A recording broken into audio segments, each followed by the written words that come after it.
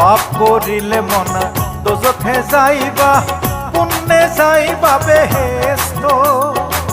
কান্দে দুই মুহুরি লেখন কাজে, সদাই আছেন তারা ব্যস্ত।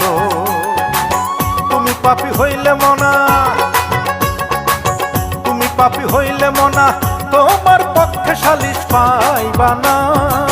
হাইরে জীবন হইলে মরণ, কবরে শুইতে গেলে বালিশ পাইবা না।